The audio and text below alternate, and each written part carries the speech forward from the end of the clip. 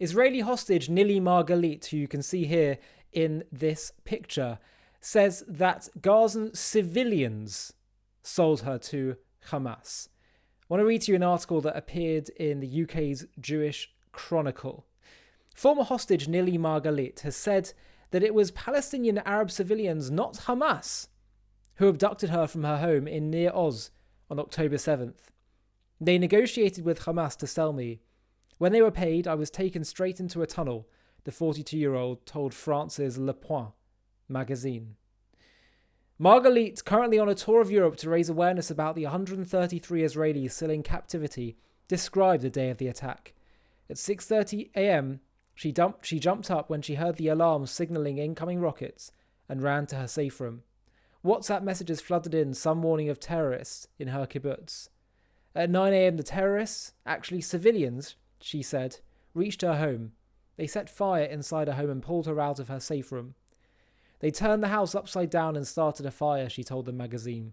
They put her on a golf cart, covered her in a white sheet, and drove her to the Gaza Strip border.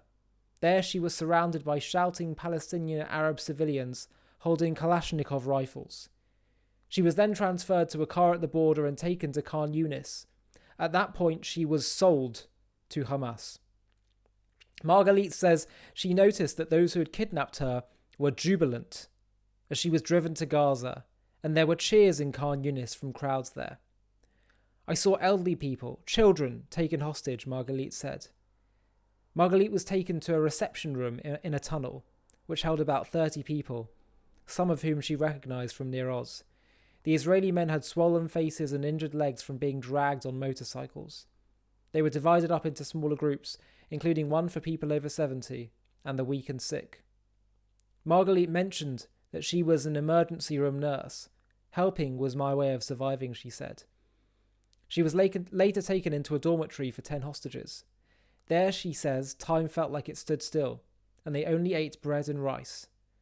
She did yoga to keep her muscles moving and spoke with the other hostages. There were shouting matches, crying, laughing. It's normal when you put 10 people in the same room. We're human. But we always supported each other, she told the French Weekly. At first I told myself it would only last 2 days. Then I understood that Israel would never pay for so many hostages. This depressed some of us. We had to hold on psychologically. In the tunnels, the hostages received no information about the outside world, she says. They had no idea of the scale of the October 7th massacre, nor Israel's military response against Hamas, which to this day has killed more than 30,000 Palestinians, although the numbers actually are quite unclear still. Margalit was released on November the 30th along with 7 others as part of a hostage prisoner deal between Israel and Hamas. And by the way, these prisoners were murderers and people who'd committed crimes, violence against Israelis. Margalit was released on... one of the other hostages released that day was Mia Shem, who was captured while attending the Nova Music Festival. Shem told Israeli television in December that what she encountered in Gaza was pure hatred. There are no innocent citizens there. They are families controlled by Hamas. There are children who from the moment they are born are taught that Israel is Palestine and just to hate Jews, she said. When we talk about combatants versus civilians, we should be very, very clear. It is far more murky than that. The majority of the civilians in Gaza, according to a poll conducted just last month, condone the October 7th massacre.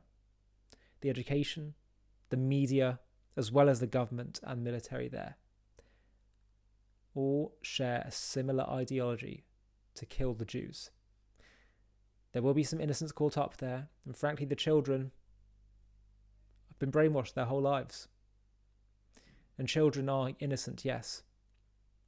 But who bears the responsibility and the blame? It is their parents and their society. And we should not lower ourselves to the bigotry of low expectations. There should be some level of accountability. Hi everybody, thanks for watching. If you want to watch another one, click here. If you want to subscribe to stay up to date with all the latest JTV content, click here. And if you're feeling really keen, you can click the join button down below underneath this video, where you can get perks including early access to new videos and private live discussions with me, where we can talk about JTV content and strategy moving forward, and I'll get to hear from you. Thanks again for watching.